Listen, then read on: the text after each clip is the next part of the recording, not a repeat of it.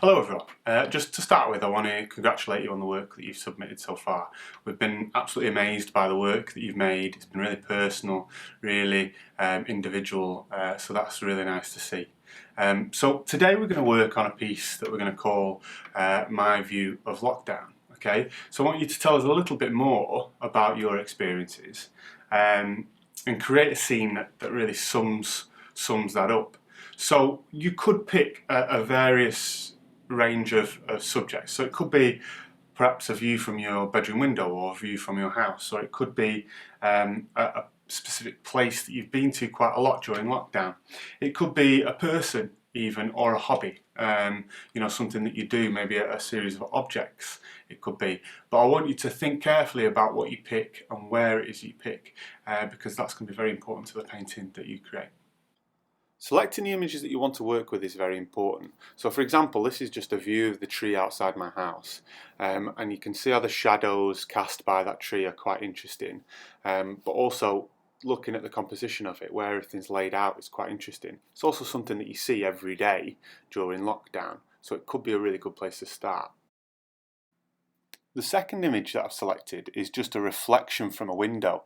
So I quite like the way that I'm almost looking into the place where I've spent an awful lot of time during lockdown, but it's also reflecting back at me the outside world that I've sort of missed out on. So I'm starting to think about what my image can mean a little bit more, and this is going to add much more interest to the final image that I work with.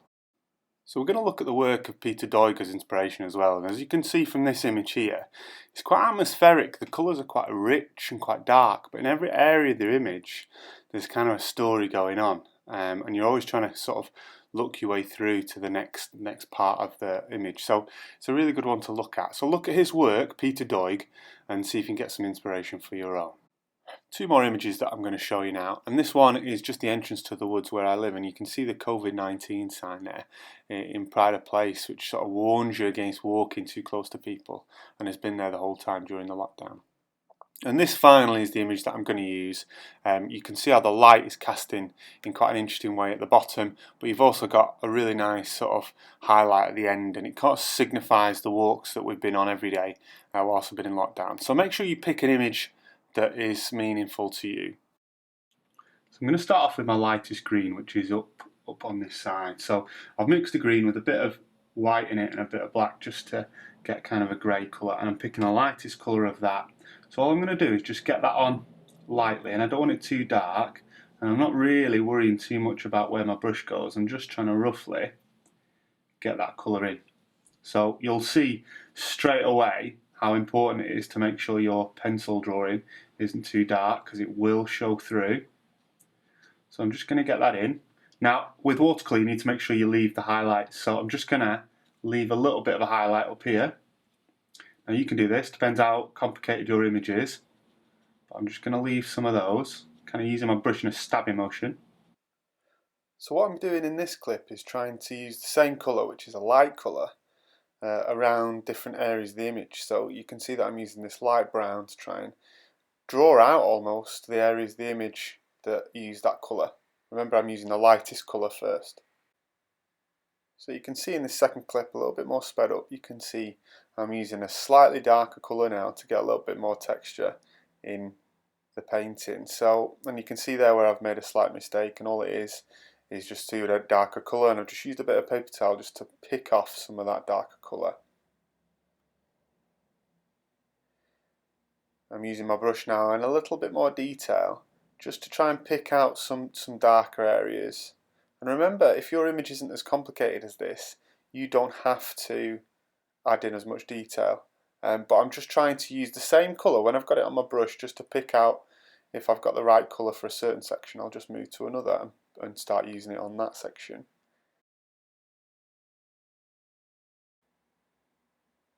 So now as you see the painting develop, I'm starting to add in darker and darker tones as I go, using maybe even a finer brush, but you can still use quite a thick brush at this stage. And you can see how on this section in particular I've left that blank space in the fence, so I've got that highlight still. And I'm just starting to darken some of the areas that I've worked on before. But with watercolour, basically this is what you're doing. You're just trying to add in more and more detail, and the more confident you get, with the colours that you're using and with the shapes that you're using, the darker you will get and the more confidence you'll have. So as you can see now, I'm starting to just correct little bits little errors that I've made, try and add in a little bit more texture. But think about the artist that we looked at. Look at Peter Doig and how he applies his paint. It's not always about detail, and I'm not trying to add too much detail to this. And each one is quite sketchy in the way that it's created. Just thinking about where we started with this, and we're trying to focus on creating our view from lockdown. So the important thing here is picking what it is you want to paint, and whatever it is that's important to you, and what sort of brings memories back for the last few months, I suppose, will create a great image. So it doesn't have to be as detailed as this. Look back at the artist that I've shown you of Peter Doig, and think about how you can create something that best represents the time that you spent over the last few months. So think carefully about that, and hopefully enjoy it too. This one probably took me 30 or 40 minutes. We enjoy seeing what you create and what you come up with, and a lot of people have really enjoyed art over the last few months. And if you're one of those people, think about maybe choosing it for GCSE if you haven't already. Thank you. Good luck.